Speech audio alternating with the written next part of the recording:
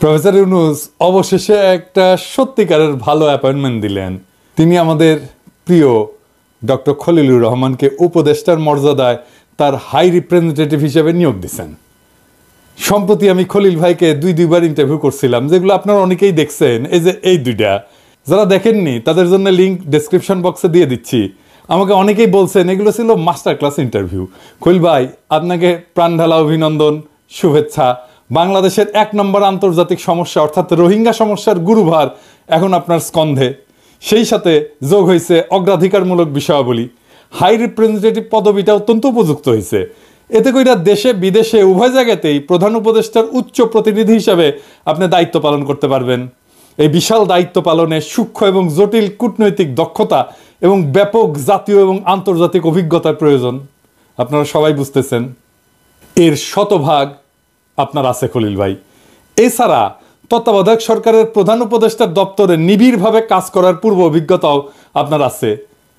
এটা হয়তো অনেকেই জানে না। তাই আপনি এই দায়িত্ব পালনে পুরোপুরি সফল হবেন সে বিষয়ে আমি নিঃসন্দেহ। 6টা কারণে আমি খলিল ভাইয়ের এই নতুন দায়িত্ব গ্রহণে আনন্দিত। আসেন দেখি সেগুলো কি কি। প্রথমত, জুলাই বিপ্লবে তার অবদান। আপনারা পর্দায় যে বিধ্বংসী পিনাকিকে দেখছেন, সেই পিনাকির সারথি ছিলেন খলিল ভাই। আমি নিজেকে বলি অর্জুন আর খলিল ভাইকে শ্রীকৃষ্ণ। এটা একটু ব্যাখ্যা করি। গল্পটা মহাভারতের। চাচাতো ভাইদের মধ্যে রাজ্য নিয়ে যুদ্ধ। এক পক্ষের সেনাপতি অর্জুন ভালো ধনুর্ধর, ভালো যোদ্ধা, কিন্তু বিপক্ষে অনেক বীর আছে যারা অর্জুনের চাইতে খারাপ না যুদ্ধবিদ্যায়, ধনুর্ধর হিসাবেও খারাপ না, কেউ বরং ভালো। তো এই অর্জুনকে শ্রীকৃষ্ণ বিজয়ী করবেন, এমনভাবে বিজয়ী করবেন যে সাফল্যটা অর্জুনের বলে মনে হয়। তো ভগবান হইয়াও তিনি অর্জুনের রথের সারথি হন। পুরা যুদ্ধে পরামর্শ দিয়া, উপদেশ দিয়া, কাউন্সেলিং কইরা, এমনকি অর্জুনের প্রাণ বাঁচায় শ্রীকৃষ্ণ অর্জুনকে যুদ্ধ জয় করে দেন। শ্রীকৃষ্ণ না থাকলে ওই যুদ্ধে অর্জুনের বিজয়ী হওয়ার বিন্দুমাত্র সম্ভাবনা ছিল না। এই যুদ্ধের শুরুতে তো বিপক্ষ শিবিরে আত্মীয় স্বজন দেইখা অর্জুন ধনুর্বাণ ত্যাগ করে বলছে, তাইলে হালায় যুদ্ধেই যাবো না। তারে যুদ্ধে নামানোর জন্য যা যা কইয়া শ্রীকৃষ্ণ অর্জুনকে মোটিভেট করেছিল, সেটাই হইতেছে গীতা। যাই হোক, গত 3 বছর খলিল ভাইয়ের সাথে আমার দিনে অন্তত 1.5 থেকে 2 ঘন্টা কথা হইতো। অফিস থাকলে আমি অফিসের শেষে জিমে যাই, আপনারা জানেন। জিম থেকে বাইরে হইয়া আমি হাঁটতে হাঁটতে খলিল ভাইকে কল দিতাম। সেই কলটা বাসায় আইসা শেষ হইতো আমার ডিনারের আগে। মাঝে ডিনার করতে করতে ওনার সাথে কথা চালায় যেতাম। কিভাবে কখন কোন ন্যারেটিভ যাবে সেটা ঠিক করতাম আমরা, একে অন্যকে চ্যালেঞ্জ করতাম। খলিল ভাই গ্রাউন্ড লেভেল থেকে প্রত্যেকটা এপিসোডের ফিডব্যাক নিয়ে দিতেন আমাকে প্রত্যেক দিন। আরও একজন দিতেন আমাকে ফিডব্যাক, তিনি হচ্ছেন শফিক রেহমান। কোন কথা কিভাবে বলতে হবে, কোনটা ভালো হয়েছে, কোনটা অতটা ভালো হয়নি, খুঁটায় ফিডব্যাক দিতেন শফিক ভাই। সেজন্যই আমার এপিসোডগুলো দিনে দিনে মান বাড়ত। আমার মতো মাথা গরম মানুষকে মাথা ঠান্ডা করে শিখেছেন খলিল ভাই, আইডিয়া দিয়া, উপদেশ দিয়া। সর্বোপরি ফ্যাসিবাদ নির্মূলের আশার প্রদীপটা নিরন্তর জ্বালায় রেখা তিনি আমার পাশে ছায়ার মতো থাকছেন সবসময়। তার সঙ্গে যে সব বিষয়ে আমার মতের মিল হয়েছে তা কিন্তু না, কিন্তু ভিন্ন মতকে সম্মান দেখানোর একটা অসাধারণ গুণ খলিল ভাইয়ের আছে, যেটা আমি অনেকের মধ্যে দেখতে পাই না। ফ্যাসিবাদের পতনের ঠিক আগে তার কাছ থেকে একটা দারুণ আইডিয়া পাই। আমি সাথে আইডিয়াটা প্রফেসর ইউনূসের সাথে শেয়ার করি। জাতিসংঘে একটা কাজ, যেটা প্রফেসর ইউনূস আমার অনুরোধে করছিলেন, আর খলিল ভাই জাতিসংঘে ওনার সাবেক সহকর্মীদের মাধ্যমে ফলো আপ করেছিলেন। সেটা গণখুনি হাসিনার দ্রুত পতনের পিছনে ওই কাজটার একটা ভূমিকা ছিল, ছোট হোক বড় হোক। দ্বিতীয় কারণটা হচ্ছে খলিল ভাইকে সরকারে নিয়ে প্রফেসর ইউনূস মেধার প্রতি তার অঙ্গীকার ব্যক্ত করলেন। বাংলাদেশের প্রথম রেগুলার বিসিএস পরীক্ষায় খলিল ভাই প্রথম হয়েছিলেন। ওই সময় 1600 নম্বরের পরীক্ষা হইতো। একই বছর ঢাকা বিশ্ববিদ্যালয়ের অর্থনীতিতে MA পরীক্ষায় তিনি প্রথম শ্রেণীতে প্রথম হন। 3 বছরের কম সময়ের মধ্যে আমেরিকার 2টা শীর্ষ শিক্ষা প্রতিষ্ঠান থেকে তিনি আইন এবং কূটনীতিতে MA এবং অর্থনীতিতে PhD ডিগ্রি অর্জন করেন। এবং তারপরে অনেকে থেকে যায় আমেরিকায়, উনি থাকেন নাই, দেশে ফিরে আসেন। এরপর বাংলাদেশ সরকার এবং জাতিসংঘের বিভিন্ন গুরুত্বপূর্ণ পদে তিনি সাফল্যের সঙ্গে কাজ করেন। এই যে আপনারা দেখেন না যে আমাদের গার্মেন্টস সেক্টর এত দ্রুত প্রসার লাভ করলো, তার একটা প্রধান কারণ হচ্ছে বিশ্বের বাজারে শুল্কমুক্ত প্রবেশাধিকার পাওয়া। স্বল্পোন্নত দেশগুলোর পণ্যের শুল্কমুক্ত সুবিধার প্রধান আর্কিটেক্ট এই খলিল ভাই। এছাড়া সততা আর সৌজন্যে খলিল ভাইয়ের জুড়ি পাওয়া মুশকিল। ওনার সাথে 3 বছর আমার যে আলাপগুলো হয়েছে, প্রত্যেকটা আলাপ থেকে কিছু না কিছু আমি শিখছি। যা আমার চিন্তাকে গড়ে তুলছে। তৃতীয় কারণটা হচ্ছে রোহিঙ্গা ইস্যুটাকে প্রফেসর ইউনূস তার সর্বোচ্চ অগ্রাধিকার সমূহের সাথে যুক্ত করছেন। আগে তিনি বলছেন যে এটা হচ্ছে বাংলাদেশের সবচেয়ে বড় আন্তর্জাতিক সমস্যা, আমাদের জাতীয় নিরাপত্তার ইস্যুটাও এটার সাথে গভীরভাবে জড়িত। নির্মম গণহত্যার শিকার একটা অসহায় জনগোষ্ঠীর নিরাপদে এবং সকল অধিকার সহ প্রত্যাবর্ষণের বিষয়টা নিয়ে গণখুনি হাসিনা কোনো ধরনের উল্লেখযোগ্য উদ্যোগী নেয় নাই, এবং ডাইনি রোহিঙ্গাদের আশ্রয় দিছিল নোবেল পুরস্কার পাওয়ার অসৎ এবং কুৎসিত আকাঙ্ক্ষায়। নোবেল পাওয়ার কারণে প্রফেসর ইউনূস সারা বিশ্বে বাংলাদেশের মুখচ্ছবি হিসেবে আবির্ভূত হয়েছেন, এমনকি মুজিবের ইমেজকেও অনেক গুণ ছাপায় গেছেন তিনি। এইটা হাসিনার গায়ে জ্বালা ধরায় দেয়। কিন্তু যখন সে দেখলো যে এই পুরস্কার পাওয়ার কোনো উপায় বা সম্ভাবনা নাই, তখন থেকে রোহিঙ্গা ইস্যুকে সে চরম অবহেলার দৃষ্টিতে দেখছে। এ বিষয়ে ইন্ডিয়ার লাইনকে সে অন্ধভাবে অনুসরণ করছে, এমনকি গণহত্যাকারী ঘৃণিত মায়ানমার জান্তা, যারা কিনা বাংলাদেশের সাথে চরম শত্রুতামূলক আচরণ করছে, তাদের কাছে নতজানু হয়ে থাকছে।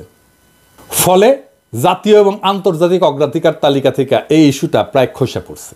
প্রফেসর ইউনূসকে শুকরিয়া, তিনি এই টপ প্রায়োরিটি ইস্যুটাকে পুনরুজ্জীবিত করার মহৎ উদ্যোগ গ্রহণ করছেন এবং খলিল ভাইয়ের মতো একজন মেধাবী, দক্ষ এবং যোগ্য ব্যক্তিকে এই দায়িত্বটা দিচ্ছেন। চতুর্থ কারণ হচ্ছে যে খলিল ভাইকে সরকারে নেওয়ার মাধ্যমে দেরিতে হইলেও প্রফেসর ইউনূস জুলাই বিপ্লবে বেসরকারি বিশ্ববিদ্যালয়ের অবদানকে স্বীকৃতি দিলেন। আন্দোলনে বেসরকারি বিশ্ববিদ্যালয়ের ছাত্রছাত্রীরা বিশাল ভূমিকা পালন করছেন, তাদের অনেকে আত্মদান করছেন। এর মধ্যে আছে ইস্ট ওয়েস্ট বিশ্ববিদ্যালয়ের ছাত্র শিক্ষক কর্মকর্তাদের একটা বিরাট অবদান। খলিল ভাই এই বিশ্ববিদ্যালয়ের অন্যতম প্রতিষ্ঠাতা এবং ট্রাস্টি বোর্ডের একজন সদস্য। 5 নম্বর কারণ হচ্ছে দীর্ঘকাল প্রবাসে থেকেও খলিল ভাই খাঁটি বাংলাদেশি রয়ে গেছেন। বছর 4 আগে তিনি আমেরিকান নাগরিকত্ব লাভের যোগ্যতা অর্জন করছিলেন, তা সত্ত্বেও তিনি আমেরিকান নাগরিকত্বের জন্য আবেদন করেননি। আমি মেলাবার জিজ্ঞেস করছি উনাকে কারণটা, উনি এড়ায় গেছেন। একবার উনি বলছেন যে আমেরিকান নাগরিকত্ব গ্রহণের শপথ গ্রহণের প্রক্রিয়ায় বাংলাদেশের নাগরিকত্বের সাথে সকল সম্পর্ক ছিন্ন করতে হয়। এক সময় জাতিসংঘে বাংলাদেশের পতাকা হাতে নিয়ে নিজ দেশে প্রতিনিধিত্ব করছেন, সেই কারণে বাংলাদেশের সাথে তার সম্পর্ক ছিন্ন করাটা তার পক্ষে কষ্টকর বোধ হয়েছে। এখনো তাই তার হাতে শুধু বাংলাদেশের পাসপোর্ট, অন্য কোনো দেশের পাসপোর্ট নাই। আর শেষ কারণটা হচ্ছে যে খলিল ভাইয়ের সাথে আমার সাম্প্রতিক 2টা টক শো, মানে যেটাকে আমি শ্যাডো ক্যাবিনেট বলছিলাম, সেটা খুব পপুলার হয়েছিল। আমার শ্যাডো ক্যাবিনেট থেকে একজন এক্সপার্ট ক্যাবিনেটে যাইতেছেন। বিভিন্ন বিষয়ে খলিল ভাইয়ের গভীর জ্ঞান, অভিজ্ঞতা এবং ব্যক্তিত্ব ব্যাপকভাবে প্রশংসিত হয়েছিল। কিন্তু ওই টক শো এর পরে অনেকে আমাকে ব্যক্তিগতভাবে বলছেন যে এটা ছিল মাস্টার ক্লাস ইন্টারভিউ। অসংখ্য শ্রোতা কমেন্ট করছিলেন প্রফেসর ইউনূস যেন খলিল ভাইকে তার সরকারে অন্তর্ভুক্ত করেন। তিনি তাদের চাওয়া পূর্ণ করছেন। আমার এবং আমার শ্রোতা দর্শকদের তরফ থেকে প্রফেসর ইউনূসকে এই জন্য অতিরিক্ত সাধুবাদ জানাচ্ছি। এইবার কলে লাইন ধরতে পারে কেউ কেউ আমার চ্যানেলের শ্যাডো ক্যাবিনেটে আসার জন্যে, বুঝছাও। তবে এই পুরা বিষয়টায় আমার আরো একজনকে ধন্যবাদ দেওয়ার দরকার আছে। তিনি হইলেন খলিল ভাইয়ের স্ত্রী সাথী ভাবি। কারণটা একটু বিশদ খুলে বলি আর কি, অনেকে হয়তো জানেন না, খলিল ভাই হয়তো কোনোদিন বলেন নাই। সাথী ভাবিও কিন্তু ঢাকা বিশ্ববিদ্যালয়ের অর্থনীতি বিভাগে খুব ভালো ছাত্রী ছিলেন। পরে বস্টনের নর্থ ইস্টার্ন ইউনিভার্সিটি থেকে অর্থনীতিতে MS করেন। এই সময় জেনেভায় জাতিসংঘে পাবলিকেশনস অফিসার হিসেবে কর্মরত ছিলেন তিনি। কিন্তু সন্তানদের বড় করার প্রায়োরিটি মনে করায় তিনি তা কন্টিনিউ করেননি চাকরিটা। সন্তানদের বড় করাতেই তিনি তার সমস্ত সময় এবং এনার্জি ব্যয় করছেন। খলিল ভাইয়ের 2 কন্যা, বড় মেয়ে আমার পেশার মানে কলম্বিয়া এবং হার্ভার্ড ট্রেন ডাক্তার এবং নিউ ইয়র্কের সবচেয়ে বড় হসপিটাল চেনের নিউরোক্রিটিক্যাল কেয়ারের পরিচালক। ছোট মেয়ে জর্জটাউন বিশ্ববিদ্যালয় থেকে আইনে ডক্টর জুরিস ডিগ্রি লাভ করে ওয়াশিংটনে একটা বৃহৎ আইন প্রতিষ্ঠানের পার্টনার। আমেরিকায় আইন পেশার এটা খুব উঁচু একটা পদ। খলিল ভাইয়ের বড় মেয়ে, তার স্বামী, তার 2 সন্তান নিয়ে খলিল ভাইদের সাথে কানেকটিকাটের গ্রিনিচ শহরে থাকেন। আমেরিকায় বাবা মায়ের সাথে অ্যাডাল্ট সন্তানদের সাথে থাকাটা কিন্তু খুবই বিরল। নাতি নাতরিয়া তাদের প্রিয় নানাকে অনিচ্ছা সত্ত্বেও ঢাকায় যাইতে দিছেন, কিন্তু নানিকে তারা কিছুতেই ছাড়বে না। ফলে সাথী ভাবিকে আমেরিকায় থেকে যেতে হচ্ছে। ভাবি, আপনাকে ধন্যবাদ এই সাময়িক বিরহ দশা মেনে নেওয়ার জন্যে। আপনি দুশ্চিন্তা করবেন না ভাবি, ঢাকায় খলিল ভাইয়ের অনেক শুভানুধ্যায়ী আছেন যারা ভালোভাবে খলিল ভাইয়ের টেক কেয়ার করবেন।